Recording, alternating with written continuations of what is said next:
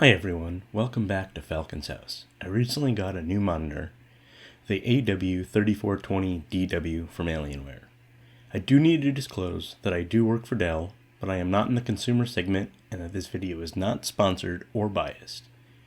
I still have the EVE Spectrum pre-ordered because I am really curious about it, but the specs are not final yet, so I can't really talk about what that monitor is going to bring.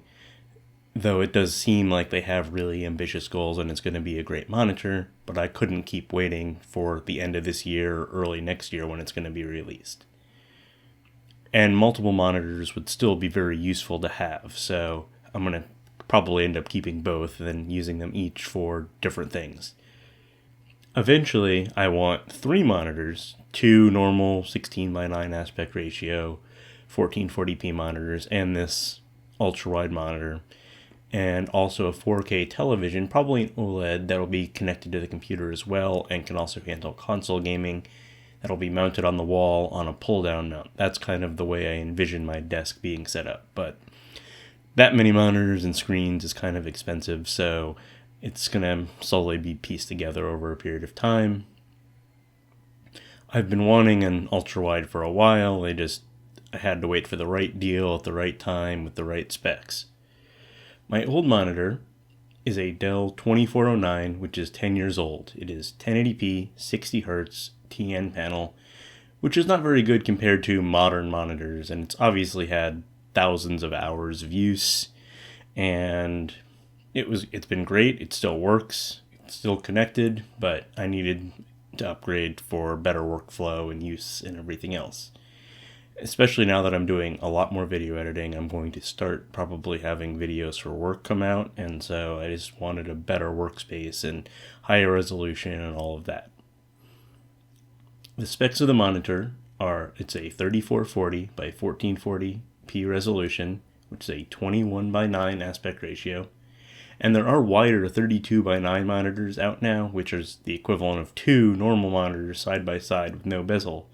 But I still think they need some time to mature to reach the refresh rates and response times of some of these other monitors and add features like G-Sync. This one does have G-Sync, which I, for the most part, have been with NVIDIA cards, and I'll continue to be so, unless the new AMD RDNA 2 cards are 30 or 40% faster. That'd probably be the only way to get me to jump, and then I'd probably either use this monitor without G-Sync, or potentially they've been talked about letting G-Sync monitors work with FreeSync GPUs, but I don't know if that'll actually happen. It has an IPS panel, which means better color and viewing angles, and compared to my old monitor, white actually looks white versus eggshell on the old one. But I didn't notice the old one that white wasn't white until I actually had these monitors side by side and was using both of them.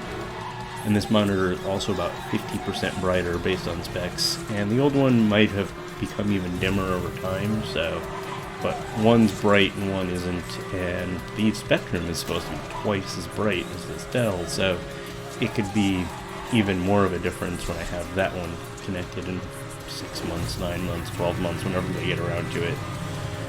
Who knows with the current situation in Asia how long things are going to be delayed for development on that. I don't have a calibration tool to check the colors, but there have been reports of it being a little bit oversaturated in the colors, and from what I can tell, this is true. It does seem like, especially reds and oranges, they seem to be a little bit too bright and not as natural looking. Like, I have my projector set up to be a very natural color, and this pops a lot more. And in some ways, the pop is nice. Like, even on the projector, when I did comparisons of the different modes, some of the more saturated looks looked better for gaming, but not necessarily better for movies. There is only minimal backlight bleed in the corners, and overall, I think it's a good panel. There have been some reviews that said it had really bad backlight bleed, and that's possible with every IPS display. It's just a way of using edge-lit backlights. Eventually, things will move towards OLED or micro LED, and we'll have full array backlighting, and that kind of problem will go away, but that's probably years away at this point for being in mainstream monitors. so I still can get plenty of use out of this one before I end up upgrading and selling this one probably. And because I did get a corporate discount, I paid significantly lower than even the resale value of this monitor goes for. The curve is a little bit strange at first, but I did get used to it after a few hours, and now I don't think it's a problem at all. I still have my old monitor set up as a dual monitor, but the different resolutions will cause the mouse to get stuck and weird window resizing issues, so it will be better with another monitor of the same vertical resolution like the Eve Spectrum. I installed Windows Power Toys, and they have a feature called Fancy Zones, which allows for easy window resizing. And then while there are third-party tools that do this as well, this works well enough for me and is something that's supported by Microsoft. Gaming on it is really nice in the games that support the resolution. However, it is significantly more taxing on my system. In games like Elite Dangerous went from 60 frames per second to 40 frames per second, and Civilization 6 went down to 30 from 60. So hopefully over time I'm going to have a chance to upgrade my computer with a new GPU and a new CPU once the AMD 4000 series comes out and the next generation NVIDIA cards come out. And then that'll upgrade the gaming performance, and I can revisit this then and see how it improves. 1440p is a lot more usable space, with the text being fine, not too small to read like what I've heard about in 4K displays, but I haven't actually used a 4K monitor. I've only seen 4K television, so I wouldn't know for sure. The 120 Hz performance did shave off 20 to 30 milliseconds off my reaction times in a test that I did, which could be very useful for fast-paced games.